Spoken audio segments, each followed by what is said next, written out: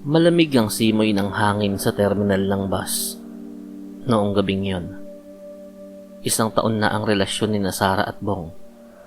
1 taon ng mga tawanan, kasiyahan, at pangarap.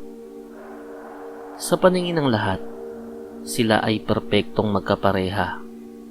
Si Sara, na may mapuputi at makinis na balat at tila laging amoy sampagita, ay ang babaeng pinapangarap ng sino mang lalaki. Si Bong naman, isang tahimik, ngunit matigas na lalaki, ay tila isang matapat na tagapagtanggol. "Sigurado ka ba, Bong?" tanong ni Sara habang nakasandal sa balikat ng kasintahan. "Malayo ang Capiz. Baka mabagot ka sa probinsya namin eh." Ngumiti si Bong, isang ngiting hindi umabot sa kanyang mga mata. "Gusto ko lang makilala ang pamilya mo. Sara, 1 taon na tayo pero tila marami pa akong hindi alam tungkol sa pinagmulan mo eh." Hindi alam ni Bong na sa likod ng matatamis na ngiti ni Sara ay may nakatagong pagkagutom. Isang gutom na hindi kayang busugin ng ordinaryong pagkain. Pagkarating sa liblib na baryo ng Capiz, bumungad sa kanila ang isang malaking mansyon na yari sa lumang kahoy at bato. Napapaligiran ito ng matatandang puno ng balete at kawayan. Mainit ang pagtanggap ng pamilya ni Sara. Ang kanyang amang si Don Ricardo at inang si Doña Elena ay tila mga aristokrata ng lumang panahon. "Maligayang pagdating, Irog," wika ni Doña Elena habang hinahaplos ang braso ni Bong. "Eksakto ang dating ninyo. Malapit na ang pista ng aming patron. Magiging espesyal ang handaan." Sa loob ng ilang araw, naging maranya ang pakikitungo nila kay Bong. Pinakain siya ng mga pinakamasasarap na putahe, mga karne na tila kakaiba ang lasa, malinamnam, ngunit may bakas ng lansa.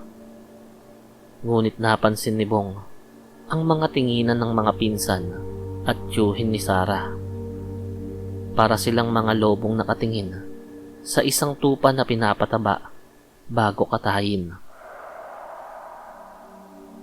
Ang totoo, si Bong ang itinakdang maging handa o ang pangunahing alay para sa darating na pista. Ang kanyang dugo ang magsisilbing alak at ang kanyang puso ang magiging pinakatampok na bahagi ng hapunan. Isang gabi bago ang pista, nagtipon ng buong angkan sa malawak na silid kainan. Ang hapag ay punong-puno ng pagkain. May lechon, sari-saring ulam, at malalaking mangkok ng sabaw. Ang lahat ay nakasuot ng formal, ngunit ang kanilang mga mata ay tila nagliliyab sa dilim. "Bong," simula ni Don Ricardo, "salamat sa pagpunta mo rito. Bihira kaming makakita ng binatang kasing busog mo at kasing sigla." Tumingin si Sara sa kanyang kasintahan. May bahid ng panghihinayang sa kanyang mga mata. Ngunit mas matimbang ang tawag ng dugo. "Sana'y nagustuhan mo ang pananatili mo rito, Bong. Dahil ito na ang huling gabing makikita mo kami." Tumayo si Bong. Hindi siya kakikitaan ng takot. Sa halip, may kinuha siya mula sa kanyang bulsa. Isang supot ng mga sariwang kalamansi. Sa harap ng buong angkan, dahan-dahang piniga ni Bong ang kalamansi sa bawat mangkok ng sabaw at sa ibabaw ng lechon. Ang ingay ng kasiyahan ay biglang napalitan ng nakakangilong katahimikan. Ang mga aswang ay napaurong. Ang amoy ng kalamansi ay tila lason sa kanilang mga sensitibong ilong. At ang lahat ng pagkaing napatakan ng kalamansi ay nabunyag ang totoong kaanyuan. Mga hilaw na karne, bahagi ng katawan ng tao. "Anong kabastusan to?" sigaw ni Don Ricardo. na nagsisimula ng mamula ang mga mata. Tumingin si Bong ng diretso kay Sarah. Wala na ang mapagmahal na anyo nito. Ang kanyang tinig ay naging malamig at matalim. Alam ko kung ano kayo, panimula ni Bong. Alam ko ang bawat galaw ninyo, ang amoy ng lansa ng inyong hininga, ang pag-iwas ninyo sa asin, at ang pagkatakam ninyo sa aking laman. Akala ninyo ay nalinlang nyo ako? Tumawa si Bong, isang tawang puno ng pait. Hindi ako ordinaryong binata. Sarah, ako ay isang manunugis. Nagulat ang buong pamilya. Ang mga manunugis ay ang mga lihim na mandirigma na itinalaga ang buhay sa paglipol ng mga kampon ng dilim, partikular ng mga aswang. Ang mga magulang ko na nagpalaki sa akin ay hindi ko tunay na kadugo.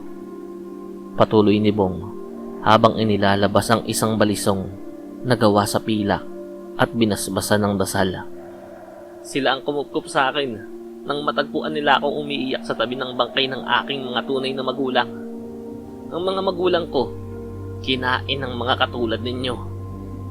Pinanood ko kung paano ninyo sila nilamon habang ako ay nakatago sa ilalim ng sahig. Lalong nag-iba ang anyo ng mga nasa silid. Ang mga uko nila ay humahaba. Ang mga balat ay nagiging kulay abo. At ang mga ngipin ay nagiging matutulis na pangil. Ang isang taon nating relasyon, Sarah, lahat yun ay pagpapanggap lamang. Wika ni Bong na may diin. Ginamit kita para mahanap ang inyong lungga. Ginamit ko ang iyong pag-ibig para mailantad ang buong angkan ninyo. Hindi ako ang inyong magiging handa ngayon, kundi ang inyong magiging tagahatol. Bago pa makasugod si Don Ricardo, hinagis ni Bong ang isang botelya ng langis na may bawang at asin sa gitna ng hapag.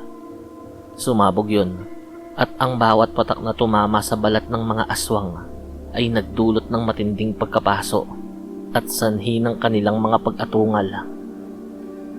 Paslangin siya! Hiyaw ni Sarah na ang muka ay pumangit na sa gitna ng pagbabagong anyo. Ngunit mabilis si Bong. Ang bawat galaw niya ay kalkulado. Gamit ang kanyang mga armas na binabad sa mga halamang gamot at banal na tubig, isa-isa niyang tinitira ang mga aswang na sumusubok lumapit. Ang mansyon na dati ay tahimik ay napuno ng ingay ng bakbakan at mga hiyaw ng kamatayan. Sa huli, tanging si Sarah na lamang ang natira. Sugatan at nanghihina, bumalik siya sa anyong tao. Umiiyak. Bong, minahal kita. Tumingin si Bong sa babae na minahal niya rin sa loob ng isang taon. Sa kabila ng lahat, ang pag-ibig na nagmumula sa gutom ay hindi pag-ibig, Sarah. Iyan ay pangangailangan lamang at pagnanasa. Hindi nag-atubili si Bong. Itinarak niya ang kanyang pilak na balisong sa puso ni Sarah, kasabay ng pagbagsak ng luha sa kanyang sariling mga mata.